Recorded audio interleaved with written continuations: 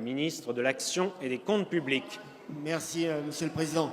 Mesdames et Messieurs les députés, Monsieur le député Perea. Deux remarques avant de répondre à votre question. La première remarque pour d'abord souligner qu'il ne s'agit pas là d'une expérimentation de revenu universel.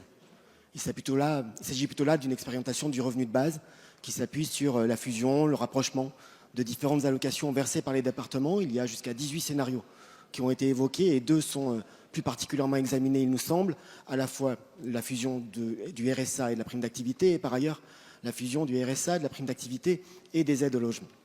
La deuxième chose et la deuxième remarque qu'il faut porter avant de répondre sur la question et l'orientation du gouvernement, c'est que, comme vous l'avez rappelé, tant le principe de libre administration que d'expérimentation autorise les départements à mener cette expérimentation-là. Il autorise avec 2 réserves ou 2 conditions.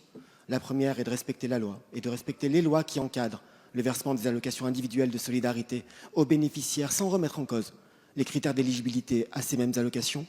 La deuxième, c'est que le principe de libre administration amènera ces 13 conseils départementaux à assumer l'intégralité de leurs choix, y compris les conséquences budgétaires de telles décisions.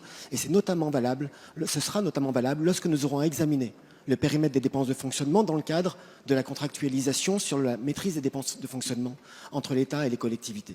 Nous avons un désaccord de fond avec la plupart de celles et ceux qui ouvrent cette expérimentation. C'est le principe du versement inconditionnel, ou plutôt sans contrepartie. Sans contrepartie, nous n'y croyons pas parce que nous croyons justement à l'accompagnement vers le travail.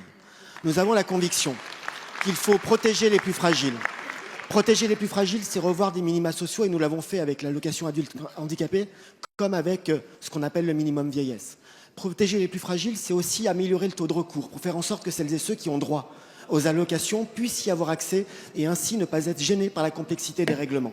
Par contre, nous avons la conviction que toutes celles et ceux qui peuvent travailler, qui peuvent retrouver de l'autonomie, de la dignité, de l'émancipation par le travail, doivent être accompagnés et l'absence de contrepartie n'est pas une méthode